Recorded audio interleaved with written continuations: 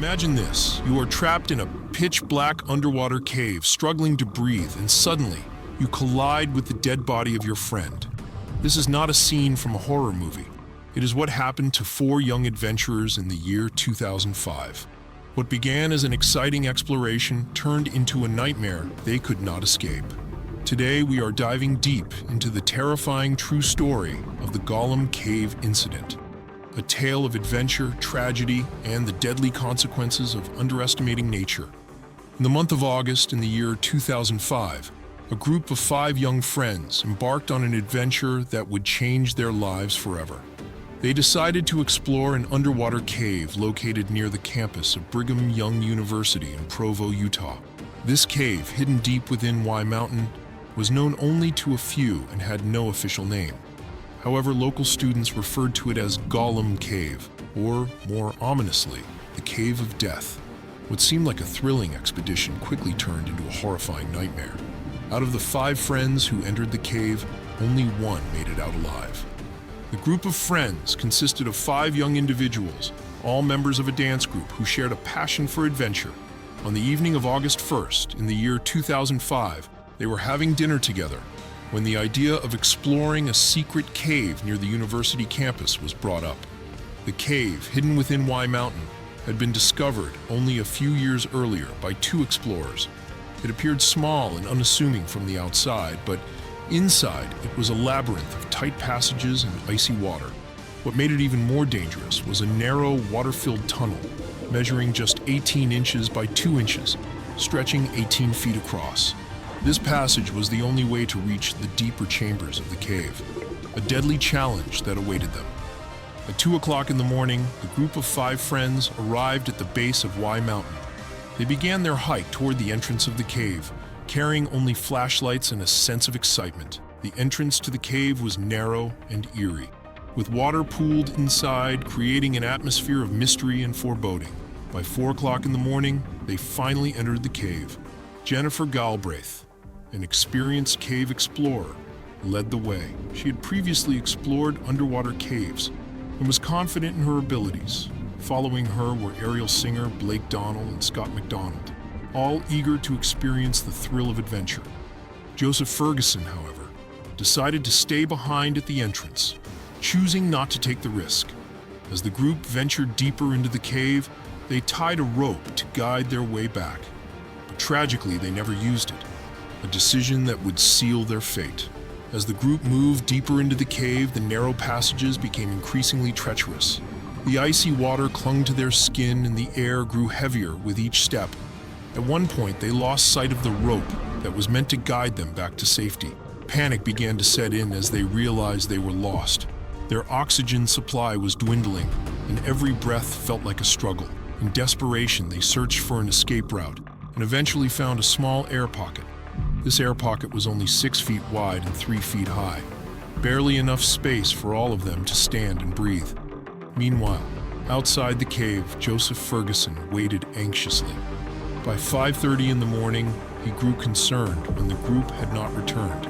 He called out their names repeatedly, shining his flashlight into the darkness, but there was no response.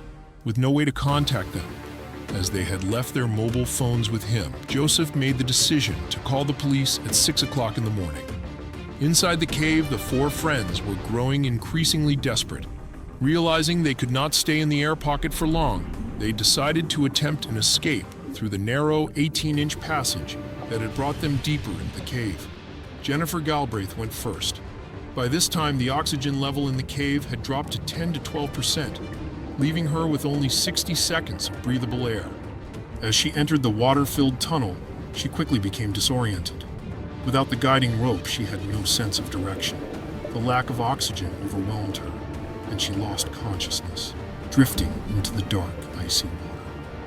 The others, unaware of what had happened to Jennifer, assumed she had successfully escaped. Encouraged by this belief, aerial singer and Blake Donnell followed her lead, only to suffer the same fate. The 4th and final member of the group realized something was terribly wrong. If the others had made it out, they would have called for help. But with oxygen levels continuing to drop, he knew he had no choice but to try escaping himself. As he entered the narrow passage, he too became disoriented. lost consciousness, and tragically drowned. By the time the rescue teams arrived at the scene, precious hours had already passed. The authorities, aware of the dangers posed by the cave, acted swiftly. Their first priority was to pump water out of the flooded passages in an attempt to make the cave safer for exploration. Simultaneously, they injected oxygen into the cave, hoping against hope that the four friends were still alive. Rescue divers equipped with specialized gear ventured into the treacherous tunnels, navigating the tight spaces and icy water. But as they moved deeper into the cave, the reality of the situation became painfully clear. One by one, they discovered the lifeless bodies of Jennifer Galbraith, Ariel Singer, Blake Donnell, and Scott McDonald scattered inside the cave. The sight was horrifying, a grim testament to the deadly power of the Cave of Death. Outside, Joseph Ferguson waited with a heavy heart, unaware of the tragic fate that had befallen his friends. The discovery of the four friends' bodies sent shockwaves through their families and the entire community. Jennifer Galbraith, who had dreams of becoming a professional dancer and model, was remembered by her loved ones as a vibrant and adventurous spirit. Her mother shared how Jennifer would spend hours practicing dance routines in their living room, imagining herself on stage. Blake Donnell, whose father had passed away, was his mother's only child. She worked alongside Jennifer's mother at a state college, and the loss devastated her completely. Ariel Singer and Scott McDonald were also mourned deeply by their families, leaving behind a void that could never be filled. The tragic deaths of these four young adventurers served as a stark reminder of the dangers of exploring uncharted territories without proper preparation. In response to the incident, the government made the decision to permanently seal Gollum Cave, ensuring that no one else would fall victim to its deadly traps. This heartbreaking event teaches us that while adventure fuels the human spirit, it must always be accompanied by respect for nature, careful planning, and an understanding of one's limits. The Gollum Cave Incident stands as one of the most tragic and haunting tales of adventure gone wrong. It reminds us that while the call of the unknown can be irresistible, it is crucial to approach it with caution, respect, and preparation.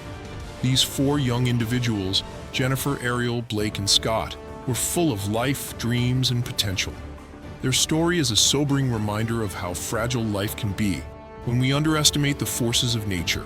As we reflect on this tragedy, let us honor their memory by learning from their mistakes. Always remember, some adventures are best left unexplored. What will you take away from this story?